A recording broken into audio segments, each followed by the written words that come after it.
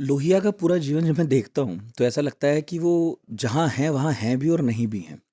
जैसे मैं पढ़ रहा था कि वो छात्रावास वगैरह में रहते थे, छात्रों के नेता जैसे भी थे, लेकिन बहुत सारा वक्त उनका ऐसा था जो वो अपने हिसाब से बिल्कुल अलग रहकर बिताते थे। 4 साल के लिए जर्मनी चले गए, फिर वो कांग्रेस में लौटे। जब लौटे भी तो वो कांग्रेस में थे, लेकिन फिर भी वहाँ लगातार जूझते रहे। बाद में तो सोशलिस्ट ब्लॉक अलग ही हो गया। वहाँ रहकर भी वो गांधी के प्रति उनका प्रेम था, भले ही सुभाष को लेकर भी उनके मन में था कि आदमी तो यही ठीक है।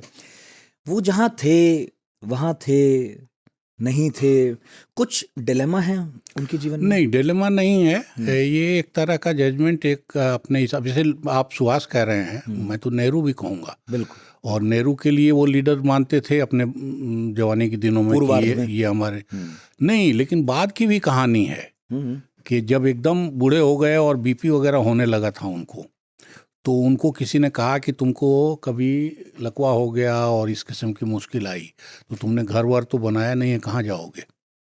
तो उन्होंने कहा तुम गेस करो कहाँ जाएंगे।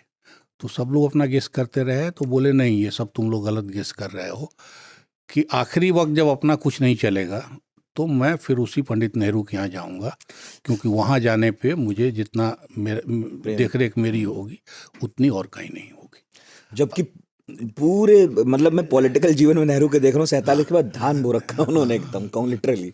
असल में क्या है कि आज़ादी मिलना जो है एक बड़ी घटना इस मुल्क के लिए है। तो हमारे कई लीडर, खासतौर से जो सत्ता में गए, उनको लगता था कि हमको कुछ वक्त दिया जाना चाहिए कि हम चीज़ें ठीक करें। और इसी चक्कर में सोशलिस्टों में से भी अशोक मेहता के ग्रुप एक पूरा उधर आया।